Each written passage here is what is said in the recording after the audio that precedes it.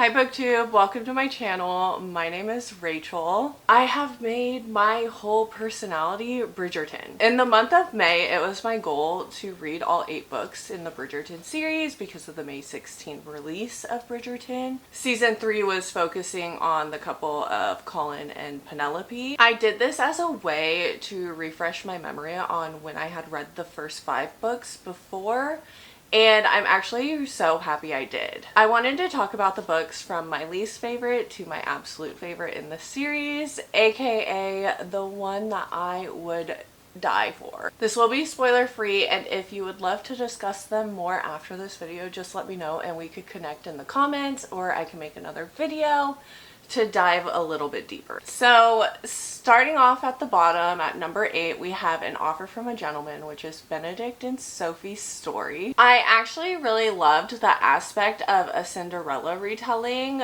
but Benedict is slightly too cringy for me because he's a little bit forceful with Sophie. Benedict's personality is kind of questionable based on the book. Now, if we look at Show Benedict, I actually really enjoy Show Benedict, and I do hope his season is next in Bridgerton. I'm really looking forward to his season being played out, since I know how Show Benedict is. I really need him to get his happy ending in the show. 7 is gonna be To Sir Philip with Love, which is Eloise and Philip's story. The reason this is placed at number 7 is because Philip just was not the father figure I wanted from him. Him just trying to find a wife to help raise his children was kind of cringy to me, because he wasn't in it for love. I must be a hopeless romantic because I need love. Eloise also wasn't my favorite for this story either. 6 is gonna be The Duke and I, which is Daphne and Simon's book. I love this book and I love that it started the series out, but there are better stories after them,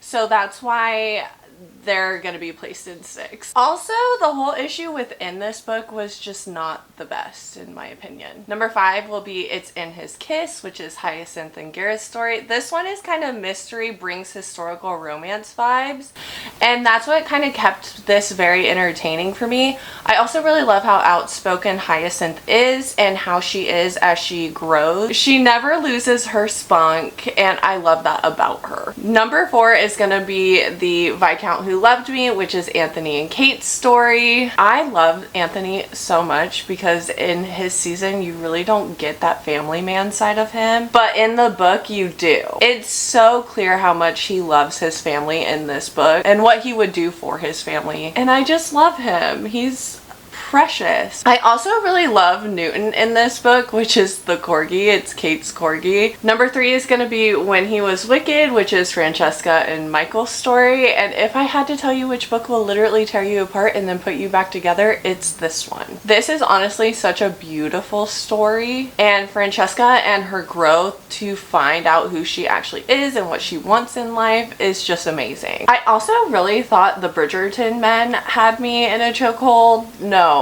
Michael has me in a chokehold. I absolutely loved his character. Number 2 is going to be On the Way to the Wedding, which is Gregory and Lucy's story, and I just love this story so much because I think Gregory and Colin are very similar, and they're charming and I can't get enough of them. Also, we know how much Gregory loves and how he loves so hard from this book, and he is one of the top-notch historical romance book boyfriends. He loves his woman. And coming in at number 1 will be Romancing Mr. Bridgerton, which is my absolute number 1 baby. This is my child. This is Colin and Penelope's story, which is currently being done with Netflix right now. I've watched part 1, loved part 1.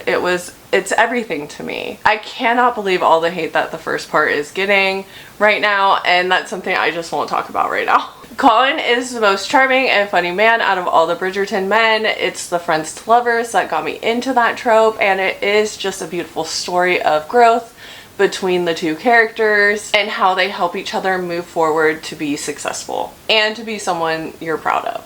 This book I would literally die for. So these are my ranked books, and I was so happy to be able to do this month. It has now got me into my historical romance and historical fiction era, and I actually am really enjoying it.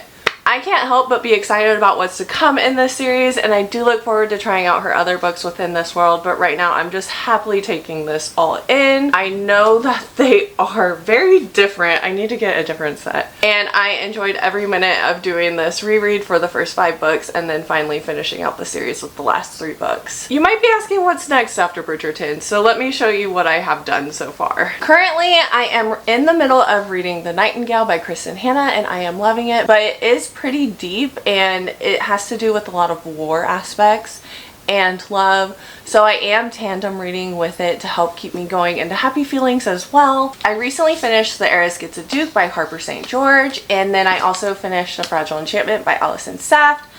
This one was really great. It was Golden Retriever vibes, Marriage of Convenience. Fragile Enchantment is literally Bridgerton with magical elements in it.